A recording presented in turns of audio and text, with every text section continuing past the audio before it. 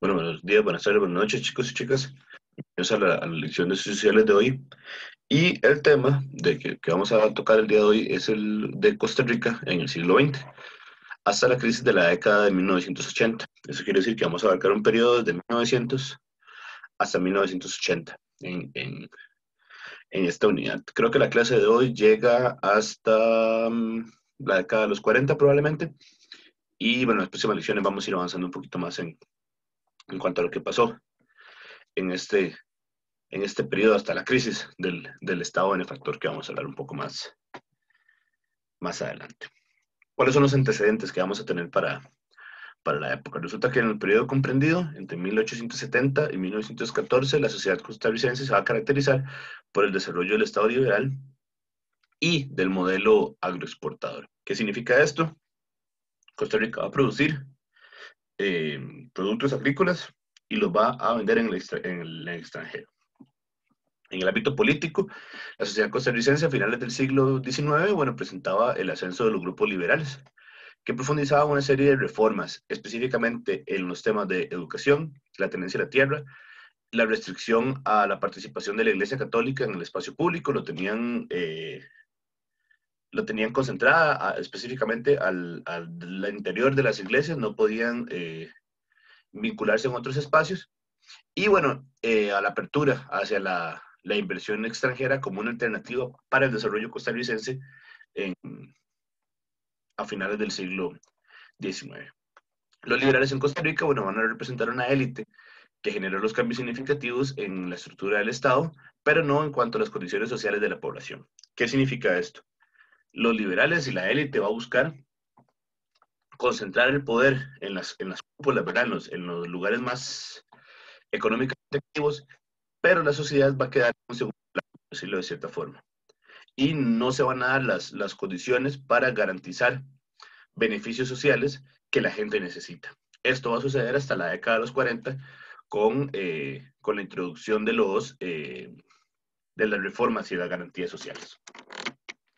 En cuanto a la parte económica, bueno, se fundamentó en el modelo agroexportador. Ahorita les explico un poco más en qué consiste, con la exportación de dos productos agrícolas principales. El café, inicialmente a mediados del siglo XIX, y posteriormente con el banano. Como resultado de este modelo de desarrollo, el país, bueno, se volvió mucho más dependiente de los bienes de la economía mundial. ¿Qué significa esto? Que si había crisis, los países que compraban a Costa Rica el café y el banano, que no son productos de primera necesidad, económicamente se afectaba a Costa Rica y entraba en una crisis. Si internacionalmente había un conflicto, una guerra, por ejemplo, que fue lo que nos sucedió, la gente ya no iba a comprar el café o el banano porque no era un producto de primera necesidad, sino el acero, productos alimenticios de primera necesidad, y bueno, el café y el banano van a quedar en un segundo plano. Entonces, ¿qué es el modelo agroexportador? El modelo agroexportador tiene que ver con el desarrollo del sistema mundial económico de finales del siglo XIX.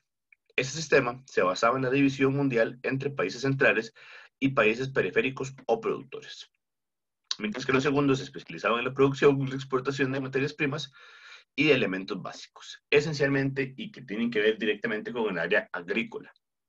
Y los primeros se dedicaban a la producción de productos manufacturados o más complejos que se vendían a un precio mayor que en las materias primas, y que por lo tanto permitieron a las potencias europeas y a Estados Unidos generar capital. ¿Por qué? Porque entonces ellos estaban vendiéndonos a nosotros tecnología o productos tecnológicos más avanzados, más novedosos, ¿verdad? Que iban cambiando, mientras que nosotros o los países agroexportadores estaban vendiendo productos agrícolas.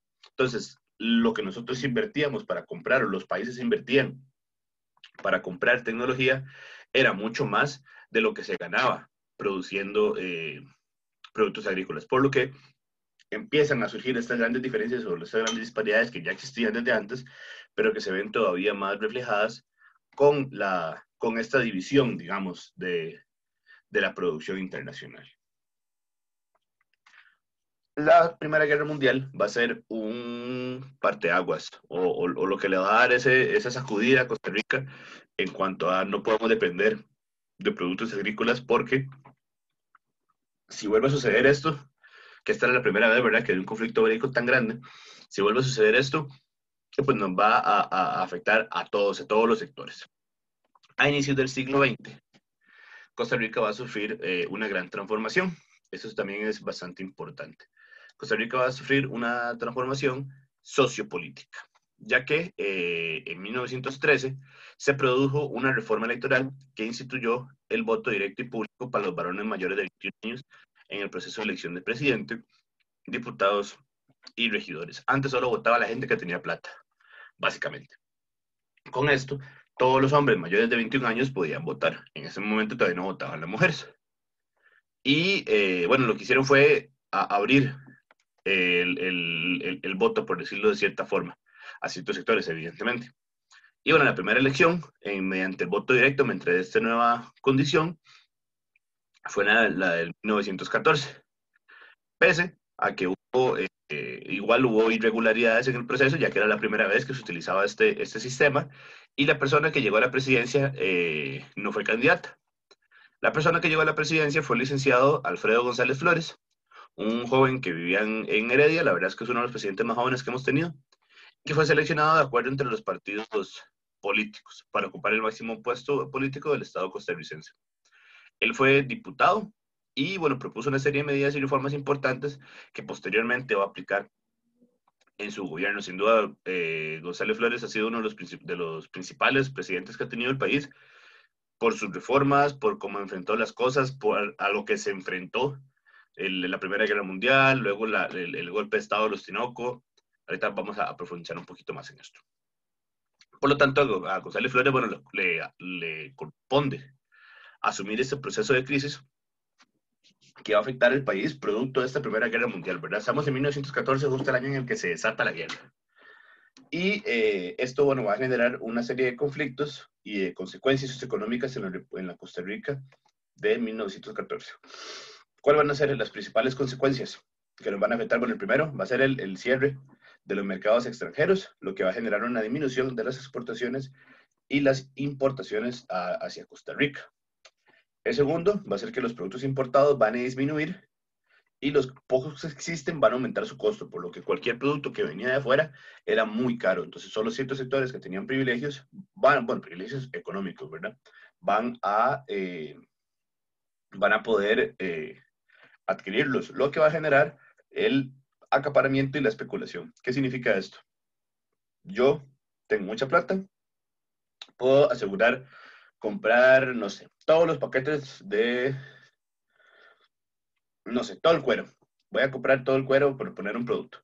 Voy a comprar todo el cuero, lo voy a acaparar yo y lo voy a empezar a vender mucho más caro de lo que realmente cuesta. Eso es especulación. Otra de las consecuencias que vamos a enfrentar, bueno, va a ser la disminución de los precios del barril de café. Evidentemente la gente o los países seguían comprándolo de alguna forma, pero a un precio que no sustentaba la producción nacional de los recursos. Como cuarto punto, va a haber un aumento del desempleo al disminuir la producción agroexportadora, generando una reducción de los ingresos a los trabajadores y por ende también del nivel de consumo local. Al afectarse, es como una escalera en la que vamos a ir viendo, la verdad. Entonces es como un sistema piramidal en el que si al de arriba le está yendo mal, voy a empezar a cobrarle lo que me está saliendo mal a la gente que está por debajo en términos económicos, ¿verdad? O en esta cadena de producción. Entonces, si yo como exportador me va afectado, le voy a empezar a pagar menos a mis trabajadores. Si mis trabajadores empiezan a ganar menos, van a comprar menos cosas. Por lo tanto, al comprar menos cosas, la gente que vende cosas en el mercado tiene que, bueno, pues se va a afectar económicamente porque no está comprando y tiene que subir el precio de los productos para que la gente, para que puedan sustituir ellos económicamente. Entonces la gente que tiene más dinero lo puede comprar y va a generar el acaparamiento que hablamos hace un rato. Entonces este círculo, ¿verdad? De desajuste económico va a traer grandes consecuencias para la Costa Rica de inicios del siglo XX.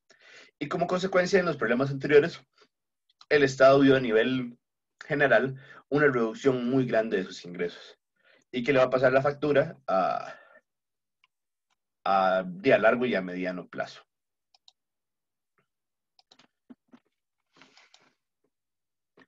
Por lo tanto, vamos a hablar entonces de las reformas implementadas por el gobierno de González Flores.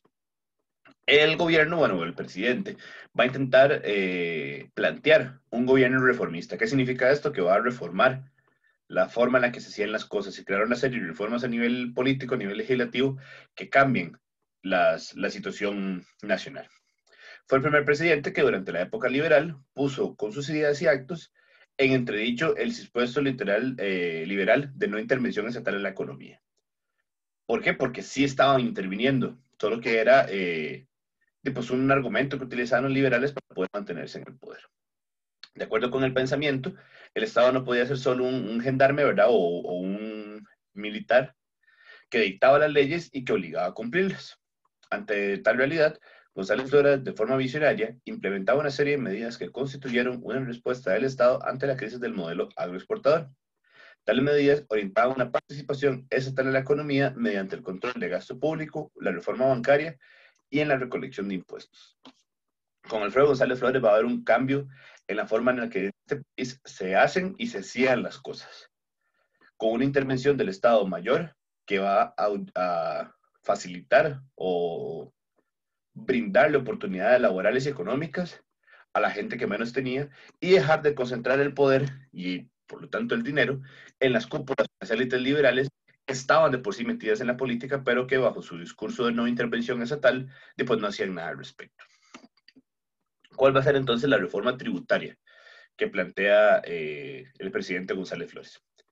Para brindar una estabilidad financiera al país y lograr una equilibranza en la alzada fiscal, el licenciado Alfredo González Flores se preocupó por una participación más equitativa en el pago de impuestos, pues hasta entonces la mayor carga tributaria recaía sobre los grupos económicamente más débiles, mientras que las clases sociales dominantes y los grupos tradicionales, pero los grupos políticos tradicionales, estaban prácticamente exentos a pagar eh, impuestos. Por lo que el presidente estableció esta frase que hasta la fecha se utiliza en política, que es que el rico tiene que pagar como rico y el pobre tiene que pagar como pobre. Se utilizó durante mucho tiempo con la intervención o con la participación de otros grupos liberales en la política. Bueno, pues esto ha cambiado y ahora se trata de proteger de cierta forma los grupos más desfavorecidos en cuanto a recaudación de impuestos, pero ya no es tan claro esta división de que el rico tiene que pagar como rico y que el pobre tiene que pagar como pobre. Entre las principales acciones implementadas por González Flores, bueno, van a constituirlas una política bancaria y fiscal innovadora, basada en la intervención del Estado en el ámbito económico, sobre todo con la creación del Banco Internacional, como un banco del Estado que es capaz de la emisión y las fusiones hipotecarias, además de impulsar los impuestos sobre la renta y la propiedad territorial. ¿Qué significa esto? Que se le va a cobrar a los dueños de terreno, a los dueños de los espacios físicos. ¿Por qué? Porque por lo general eran quienes tenían más dinero. Y recordar que la propiedad territorial, bueno, pues aquí en entonces existían terratenientes con extensiones absurdamente grandes de tierra, ¿verdad? Que eran dueños de mucho, mucho, mucho terreno, por lo tanto tenían mucho dinero. Entonces por eso podían pagar esos impuestos. La creación del banco, bueno, va a contribuir a enfrentar la crisis de manera más eficaz y a disminuir el descontento social, porque evidentemente la gente estaba empobrecida, con menos poder adquisitivo, y pues no estaban muy contentos. Aunque la guerra no estaba acá, las consecuencias nos estaban afectando directamente. Este hecho histórico, bueno, va a marcar un precedente en la banca nacionalizada, pues nunca antes el Estado costarricense había ejercido control sobre el campo financiero y su administración, mediante una junta directiva nombrada por el Poder Ejecutivo, pero que es independiente al Estado. Entonces, el Poder Ejecutivo establece quiénes son esta primera junta directiva del banco, pero no va a decir cómo tienen que hacer las cosas, ellos van a funcionar de forma autónoma. Y bueno, va a establecer un precedente con respecto a la dirección de las instituciones autónomas. Además, el Banco Internacional se le otorgó una prerrogativa de emitir billetes. Las instituciones autónomas que tenemos ahorita, la Caja, el ICE, las universidades públicas, bueno, y la misma Banca Nacional, todavía tienen esta forma independiente de establecer o de tomar sus decisiones de forma autónoma y separada de lo que el gobierno central pues establece. Como parte de la reforma financiera, se aplicaron, bueno, también las políticas crediticias, Se reorganizó el sistema bancario, se crearon la Superintendencia de Bancos, las Juntas Rurales de Crédito Agrícola y el Instituto del Café, que va a ser muy importante para unificar a los grupos cafetaleros de Costa Rica. El Estado intervino más directamente en la economía al determinar las áreas de crecimiento económico, va a crear carteras crediticias. ¿Qué significa esto? Que las carteras crediticias son divisiones o subdivisiones que se hacen a nivel bancario para determinar cuánto dinero hay destinado a invertir en distintos sectores económicos. Entonces, yo voy a decir, por poner números, ¿verdad? Para el sector agrícola van a haber 100 colones. Para el sector de los zapateros va a haber 20 colones. Para el sector de los artesanos va a haber 20 colones también. Entonces, distribuyen los dineros en los distintos espacios económicos más importantes de la época y por lo tanto generar o crear financiamiento para que estos grupos puedan seguir funcionando, creciendo o recibiendo ingresos, pese a lo complicado de la época. En este periodo también el Estado va a intervenir directamente en las negociaciones salariales y va a desarrollar un programa de construcción de infraestructura, caminos y puentes, dirigida a la colonización agrícola y asumó nuevas funciones. ¿Cuáles van a ser estas nuevas funciones? La resolución de los problemas surgidos ante hacendados y peones, productores y comercializadores de café, y los conflictos urbanos, que eso tiene que ver con la marginalidad. Los grupos que vivían en los cascos urbanos, pero a las afueras, en condiciones precarias o con poco acceso a bienes y servicios. Como segundo punto va a ser la creación de casas más baratas para brindarle oportunidades de vivienda a la mayoría de gente que sean dueños de su propia vivienda, junto con los derechos sociales, una jornada laboral establecida, un salario justo y, bueno, en caso de que existan accidentes de trabajo, que los patrones o que exista una organización o una entidad que pueda acompañar a las personas que tienen accidentes en su recuperación y demás. Y por último, bueno, se buscó la modernización de la actividad cafetalera y la fijación de los precios. ¿Por qué una fijación de los precios? Porque al establecer cuáles son los precios del café de exportación, se puede garantizar de cierta forma que el ingreso va a ser más justo. ¿Cuál es el problema de esto? Que el precio del café no lo establece necesariamente el productor, sino el mercado. Entonces, el mercado va a definir, yo le voy a pagar a usted 20 colones por un saco de café, por poner una dimensión como cercana, ¿verdad? Yo le voy a pagar 100 colones por un saco de café. Producir ese saco de café puede costar 90 colones. Entonces la ganancia es muy, muy poquita. En cuando había periodos de crisis, ¿verdad? Que es cuando el café eh, a económicamente la factura a, a la economía costarricense. Junto con tales acciones, bueno, el presidente González Flores hace también el catastro para determinar la extensión, localización y el valor neto de las propiedades. Entonces el catastro es esta especie de censo, ¿verdad? De organización que va a ir a medir cuánto mide un terreno, cuánto vale ese terreno y establecer un plano catastral de los espacios, de los distritos, de las provincias, para saber cuáles son los terrenos y cuánto valen las tierras en esos lugares. Bueno, esas políticas, bueno, van a generar un giro en el modelo del Estado y las acciones sociales y económicas generadas por este.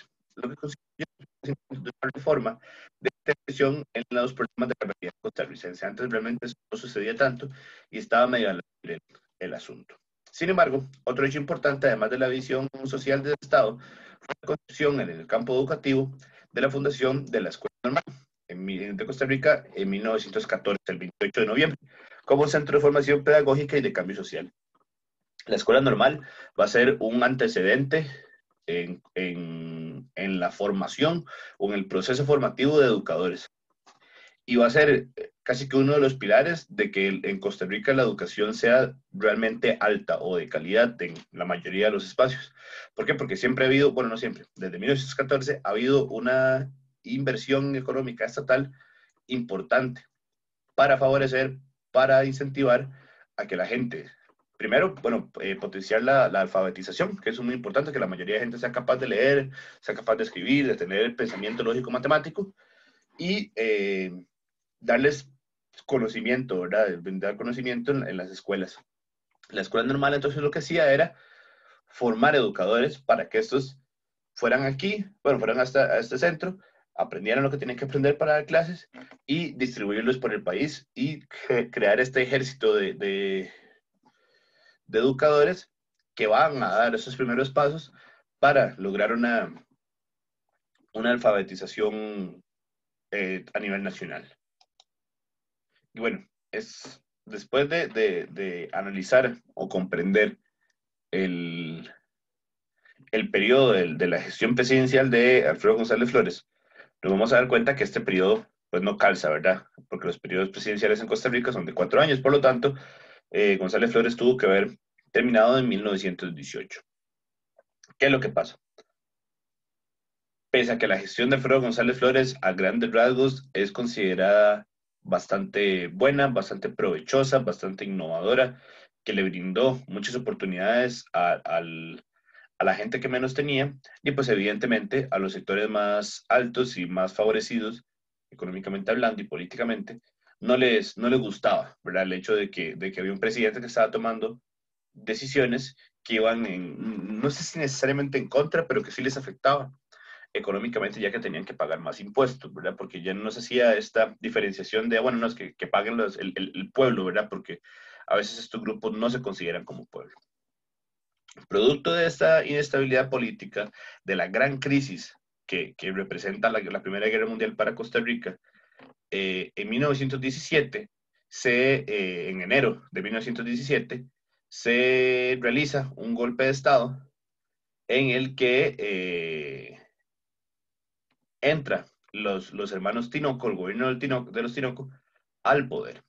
Y si bien van a utilizar las reformas implementadas por el gobierno de González Flores, por si no sabían cómo hacer las cosas, la verdad es que es bastante desastroso y no tienen ninguna base técnica, pues bueno, van a tener consecuencias eh, importantes económicamente para Costa Rica. La primera es que, bueno, va a continuar la política de la inconvertibilidad, bueno, convertir los billetes a oro, y, bueno, sin embargo, esto va a permitir a otros bancos hacer múltiples emisiones de billetes para financiar sus actividades, lo cual va a devaluar la moneda.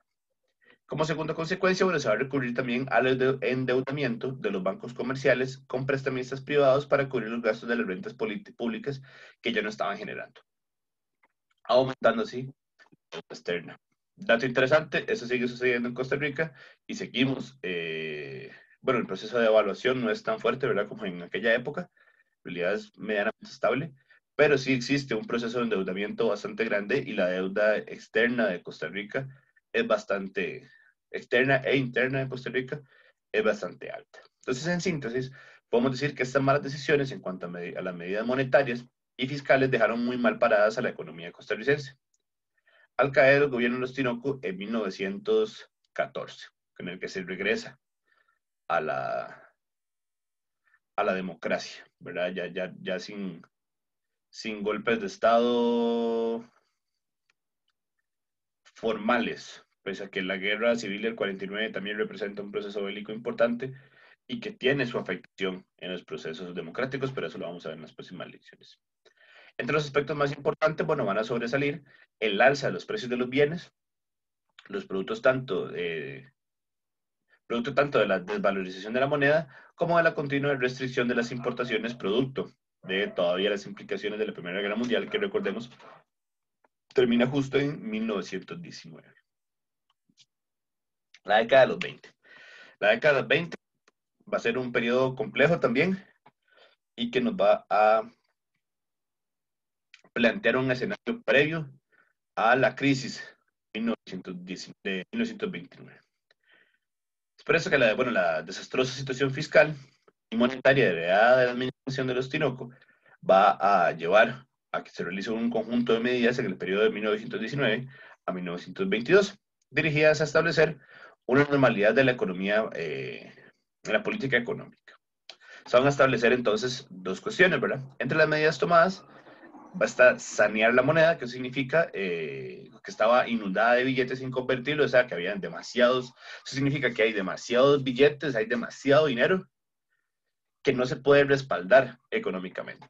Por eso es que nada más no se imprimen billetes o se me olvidó el nombre de hacer el proceso de hacer monedas, pero bueno, no se hacen monedas ni se imprimen billetes a lo tonto, ¿verdad? Al azar, porque eso tiene que estar respaldado con bienes como el oro, por ejemplo.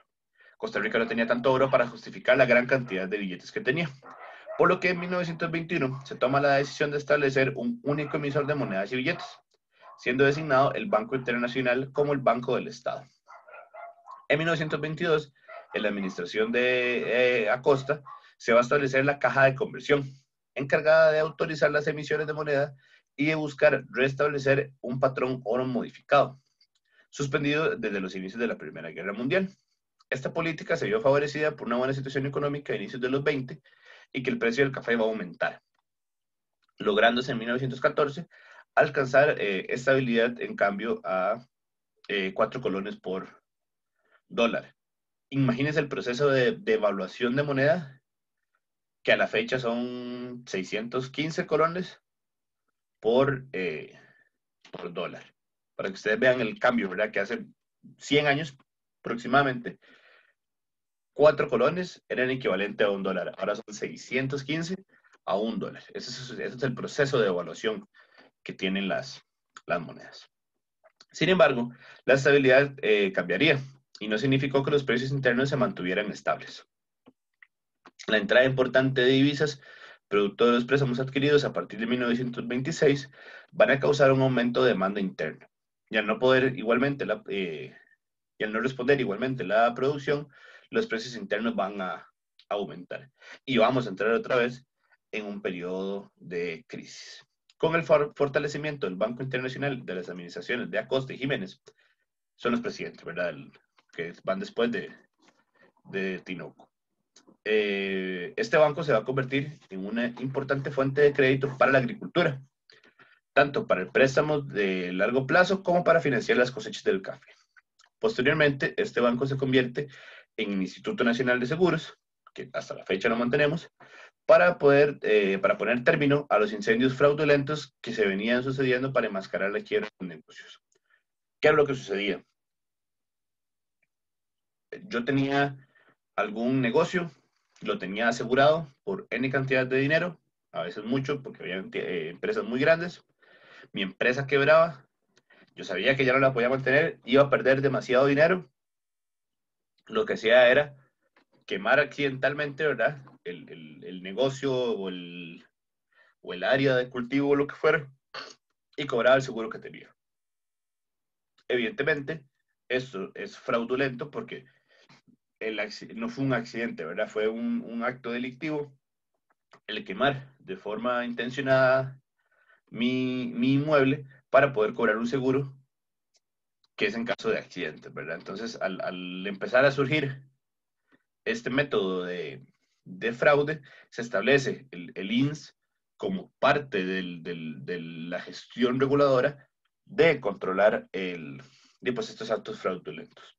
Por otro lado, se forma el Instituto de Crédito Hipotecario como un instituto dedicado a otorgar créditos a largo plazo para que la gente pueda endeudarse pensando en recuperar su dinero mediante el establecimiento de empresas, vivienda o cualquier otro proyecto económico que tenga la persona que utilice el crédito hipotecario. Además, bueno, el aumento sustancial de entradas al gobierno entre 1924 y 1929, producto de los ingresos a las exportaciones y otros, bueno, van a dar un impulso a la aprobación de presupuestos dirigidos a los sectores de salud y educación, en términos de inversión, como complemento a los servicios de salud. Se invirtió, bueno, fuertemente en obras de agua potable, ya que, bueno, no existía a lo largo del territorio nacional un sistema o un instituto como el AIA o las ASADAS, ¿verdad? Que son las que se encargan de distribuir el agua.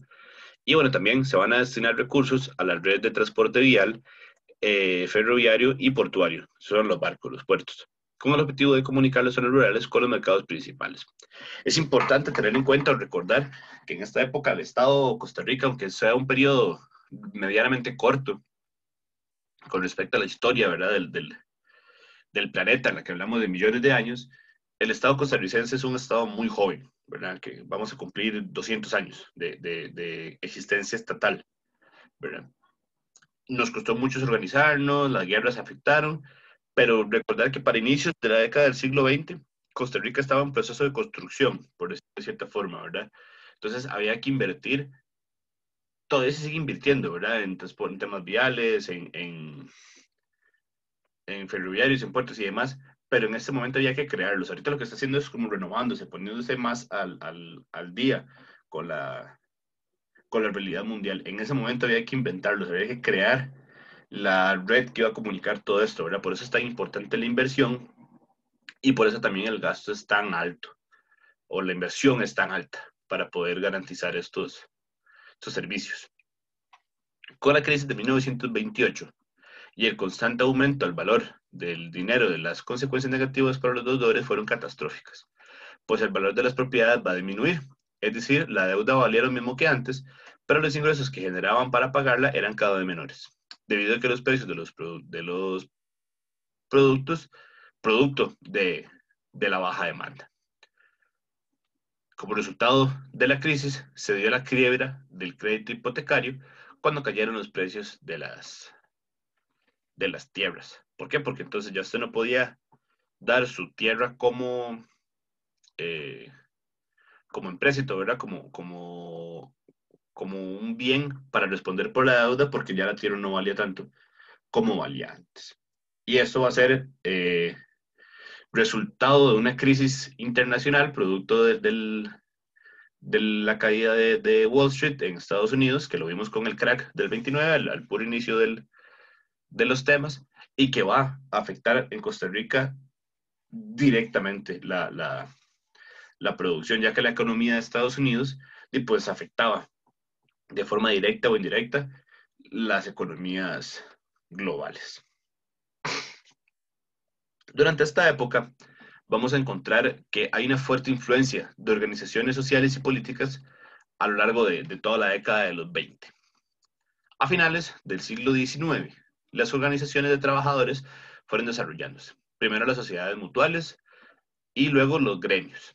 ¿Qué son los gremios? Los gremios son grupos de gente que hace las mismas cosas. Zapateros, artesanos, carniceros, lecheros, panaderos, todas esas primeras profesiones o se me olvidó el nombre de la palabra, todos estos roles que se sumen, ¿verdad? En estos grupos. Asimismo, las organizaciones reflejaron también los cambios ideológicos de la época, el anarquismo y el socialismo. Y a su vez, bueno, fueron desarrollándose medios para externar sus propuestas, sus ideas, ya que no solo iban a estar ahí pendientes de lo que el gobierno dijera, sino como un grupo se iban a organizar y iban a decir, no, nosotros pensamos esto, nos están haciendo daño por esto, o nos están afectando por esto. Situación que se mantiene hasta la actualidad. En relación a la lucha, las organizaciones de trabajadores varían sus objetivos dependiendo del ámbito rural y el ámbito urbano, y también de la realidad económica del país y la influencia de las grandes transnacionales, como es el caso de las bananeras. En Costa Rica hay una gran huelga en el sector bananero en 1932, lo que va a beneficiar a largo plazo la industria bananera en el país, ya que se establecen condiciones laborales dignas para los trabajadores. En 1913 se crea la Confederación Nacional de Trabajadores. ¿Qué es esto? Bueno, vamos a contar un poquito de la historia. A inicios de 1910, destacadas figuras en la realidad nacional, social y política costarricense, entre los que destacaban Omar Dengo, que de fijo lo han escuchado, Joaquín García Monge, también de fijo lo han escuchado, Carmen Lira, más conocida por los cuentos de Tía Panchita, entre otros, formaron las CESG. Dicho centro constituyó un espacio de discusión y formación para los sectores trabajadores. Bajo la dirección de los Centros de Estudios Sociales Gremiales, la CESG, se organiza la Confederación Nacional de Trabajadores, la CGT, a inicios de 1913, y la celebración del primero de mayo, que se registra en la historia del país con la participación de organizaciones trabajadoras existentes en el país. ¿Por qué es importante el 1 de mayo? Bueno, porque es el Día del Trabajador. Y las organizaciones gremiales, los sectores productivos, se identifican mediante el socialismo, porque son ideológicamente socialistas, con esta fecha, al punto en el que se ha convertido, bueno, en uno de los feriados más importantes en el mundo, ya que es internacional la celebración del Día del Trabajo en el 1 de mayo. La CGT, la Confederación Nacional de Trabajadores, lo va a constituir en primera instancia grupos a los distintos trabajadores organizados del país: zapateros, panaderos, trabajadores del tranvía, los tipógrafos y, bueno, y demás. En el campo de la organización de los trabajadores, la CGT promovió la creación de federaciones de trabajadores, condiciones laborales justas en cuanto a términos de jornadas y salarios, además de que en aquel momento las leyes que protegían eh, los accidentes laborales, bueno, no eran tan buenas. Y la CGT va a empezar, bueno, no, va a continuar con el proceso de lucha para favorecer o beneficiar a los trabajadores que se encontraban, que se afectaban por algún accidente laboral. En general, la CGT va a incentivar el desarrollo de la conciencia obrera hacia los intereses comunes, ya que este grupo o los grupos de trabajadores tienen que identificarse con sus pares. De nada le sirve a alguien que trabaja en una fábrica creer que él y un diputado están en las mismas condiciones laborales. Ya por eso se van a organizar en gremios, se van a organizar en grupos con afinidad laboral e ideológica. En 1923 vamos a encontrarnos con la fundación del Partido Reformista. En el marco del predominio de los partidos liberales en Costa Rica desde finales del siglo XIX, partidos caracterizados por un claro caudillismo, va a aparecer una opción política distinta, el Partido Reformista, en 1923, que surge como una alternativa al monopolio del poder que ejercían los liberales, apoyados por los sectores más ricos del país. ¿Qué es el caudillismo? Voy a poner un ejemplo nacional que hay que guardar las reservas del caso, pero es como el ejemplo más cercano que tenemos. Hay partidos políticos que responden directamente a la existencia de un candidato. Si este candidato desaparece, la gente deja de apoyar a ese partido por seguir a esta persona. O bien, cuando este individuo desaparece del ámbito político, pero se mantuvo siempre en un partido, históricamente la gente va a apoyar a estos partidos.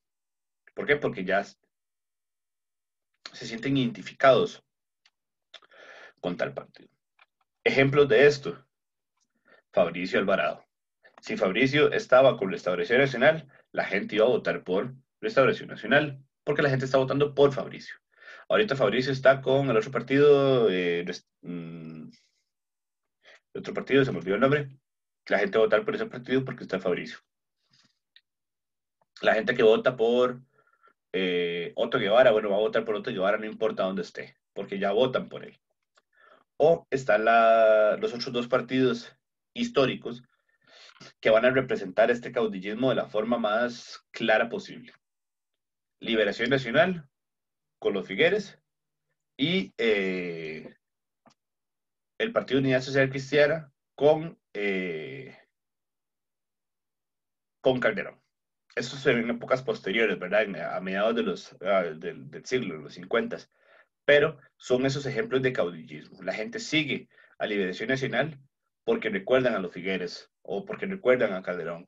Entonces, eso es el caudillismo. Los grupos liberales tienen a esta figura política que los acompaña, que los guía y que les dice, bueno, la forma o las cosas en las que en las que nos tenemos que guiar son las que dice este candidato, ¿verdad?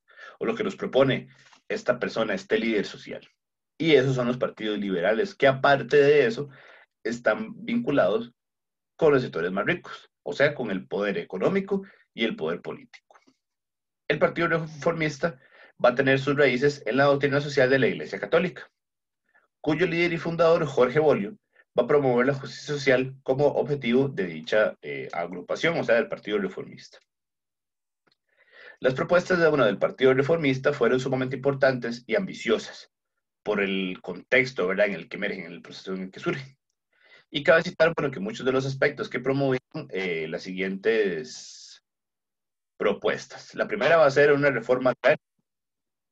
La segunda, la ley de accidentes de trabajo. Ven que ese tema es muy recurrente, ¿verdad? Porque sucedían muchísimos accidentes laborales y la gente nada más quedaba incapacitada de seguir trabajando y por lo tanto quedaba incapacitado de poder seguir manteniendo su familia. El punto, el desarrollo de cooperativas. Cuarto punto, la nacionalización de los recursos nacionales. Quinto punto, la mayor inversión en educación, entre otros aspectos. Todo bajo el marco de una nueva constitución política. El Partido Reformista, como su nombre lo dice, lo que busca es una reforma constitucional en la que se cambie la forma en la que legalmente se hacen las cosas, principalmente en esos 5 puntos que les mencioné. En las elecciones de 1924 va a participar por primera vez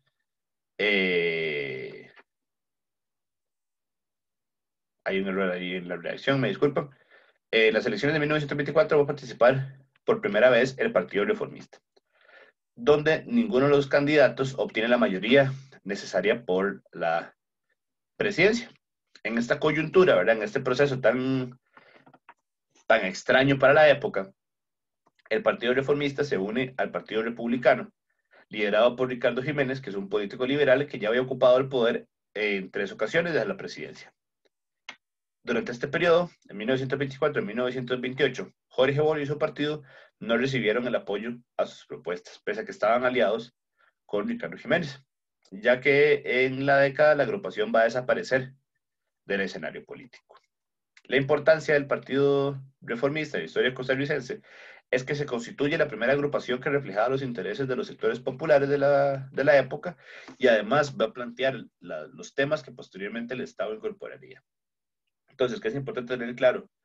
Jorge Bolio como una de las figuras importantes de la década de la política costarricense en la década de los 20, un partido reformista que va a pensar en los intereses de los grupos populares, de la gente que no está vinculada en el poder, un partido que no llega al poder, pero que se alía con los grupos políticos importantes, y esto va a marcar un precedente en la forma en la que se va a hacer política en el país. Por otro lado, tenemos el Partido Comunista, que se funda en 1931. Junto a la perspectiva nacional, el triunfo de la revolución bolchevique.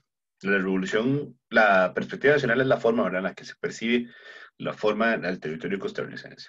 La revolución bolchevique, que tiene que ver con la revolución rusa en 1917 en medio de la Primera Guerra Mundial. Y el posterior surgimiento de la Unión de Repúblicas Socialistas Soviéticas, o la URSS, van a influir para que los trabajadores del mundo se unifiquen, potenciando, ¿verdad?, influyendo, inspirando a los trabajadores. Y bueno, se van a potenciar la aparición de organizaciones de corte socialistas inspiradas en los bolcheviques del mundo. Con todos esos factores, la crítica de la realidad social y económica que se vive en Costa Rica posterior a la Primera Guerra Mundial y que se profundiza con la crisis capitalista de 1929, va a propiciar que el surgimiento de nuevas corrientes políticas en el país y alternativas se establezca, principalmente para los trabajadores. Ya existían ideas socialistas en Costa Rica desde antes de la existencia del Partido del Partido Comunista, perdón.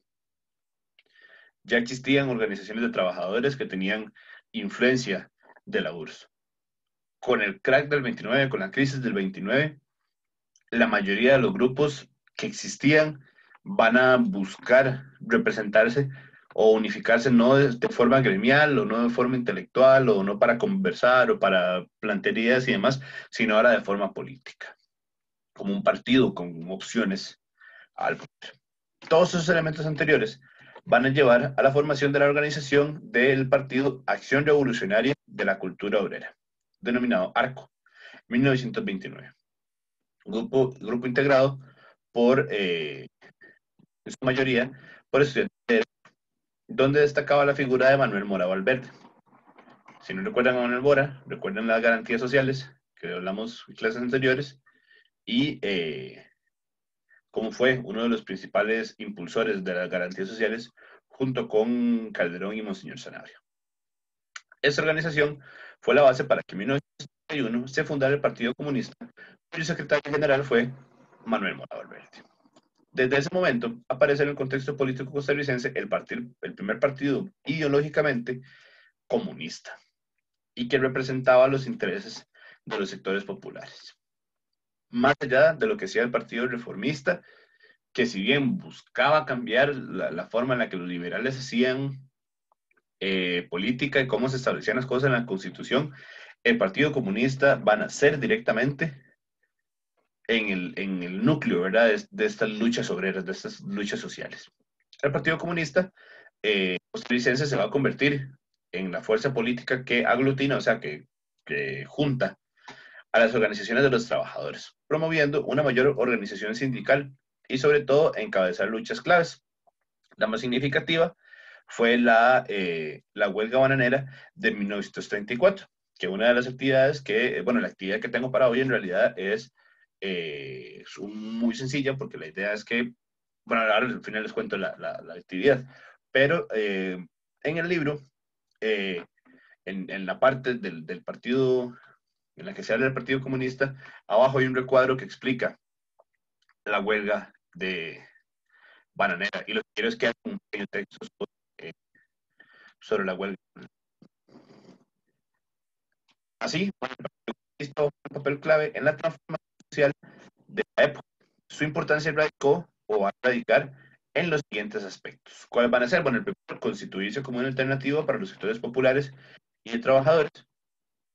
El segundo, la organización de la clase trabajadora, tanto urbana como rural. Y bueno, como un ejemplo, es la huelga de 1934. Y como tercer punto, bueno, promover leyes laborales, una reforma agraria y desarrollando la educación, entre otras medidas.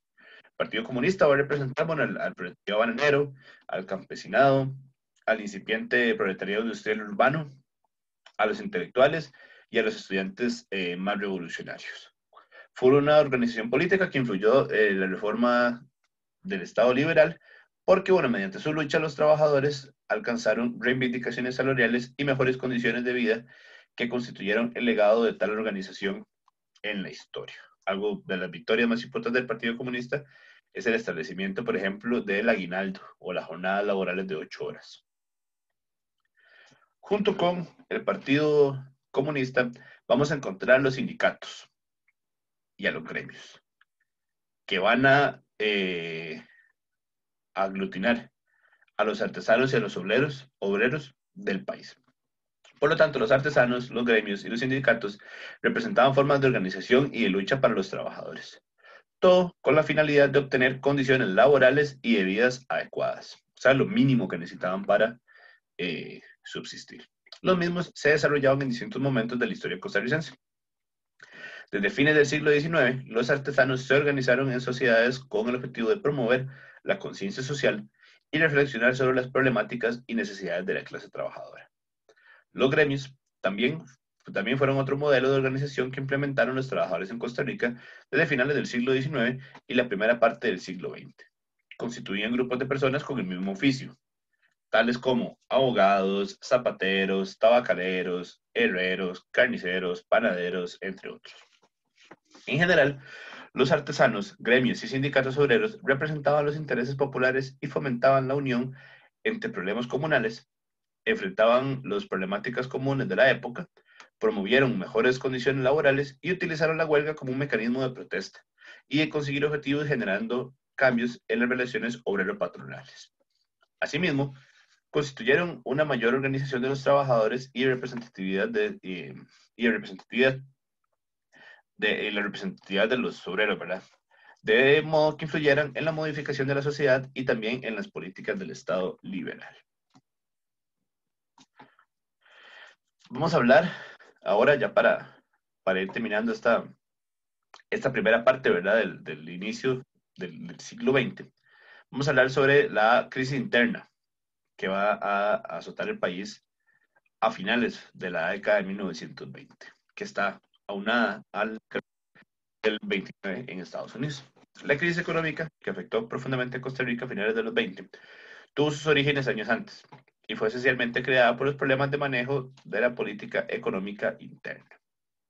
La política experimentó un periodo de auge muy fuerte inmediatamente que terminó la Primera Guerra Mundial, producto de la demanda acumulada de productos de importación, que bueno, que por la guerra ya no se podían importar. La oferta disponible de divisas, producto de las exportaciones durante la guerra, que no pudieron gastarse. Esta situación generó un crecimiento económico que si bien llegó a satisfacer las necesidades de consumo de mayor parte de la población, también estimuló actitudes de especulación y de gasto excesivo, que va a generar bueno, las bases para una crisis importante en la década de los 30. Otro aspecto que contribuye a la crisis interna es la caída de los valores de las propiedades, como se mencionó anteriormente, acompañada con la restricción del crédito que se dio en la quiebra del Instituto de Crédito Hipotecario. Causas externas. Es aquí donde viene todo el contexto internacional. Los países latinoamericanos en su mayoría dependían de las exportaciones de los productos agrícolas primarios, como el café, el banano, el azúcar y los derivados de la ganadería, carne, leche, quesos, demás. Ya la Primera Guerra Mundial provocó un descalabro en las economías de la región y Costa Rica, bueno, no era la excepción a este esquema. Luego del conflicto bélico, el modelo de desarrollo hacia afuera mostraba una mayor vulnerabilidad para el país. Por un lado, otras naciones de la región, la más importante, bueno, Brasil, se había sumado a la producción del café, lo que generó que los precios de este producto en los mercados internacionales cayeran por el aumento de la oferta. ¿Por qué? Porque Brasil puede producir muchísimo más de lo que puede producir Costa Rica o casi que cualquier mercado. Casi que ningún país puede competir con el café brasileño en términos de volumen, de cantidad. A cambio, Costa Rica, que eso es un mercado que es actual, mucho más reciente, que se ha ido especializando, tiene que ver con el tema de la calidad. El café que compran en Costa Rica o el café que Costa Rica vende es un café de gran calidad que se vende muy caro porque es un café muy fino. Brasil vende cantidades absurdas de café. El golpe decisivo, bueno, va a ser que el modelo agroexportador lo generó la crisis de 1929 con el colapso de la bolsa de valores de Wall Street, como lo vimos al inicio con la depresión en Estados Unidos, dentro, bueno, en el núcleo de la economía capitalista. Los daños a las exportaciones de las dependencias del país, bueno, fueron enormes y van a representar un endeudamiento que tiene que ver con el engranaje agroexportador que el Estado se va a ver afectado. Disminuir los ingresos fiscales producto de los impuestos aduanales, los impuestos que se ponen en los puestos fronterizos donde se importan o se exportan cosas. Con esto, el pago de salarios de los funcionarios estatales se afectó y también la generación del empleo público. Sin embargo, el principal problema para el Estado costarricense fue el significativo aumento del déficit fiscal.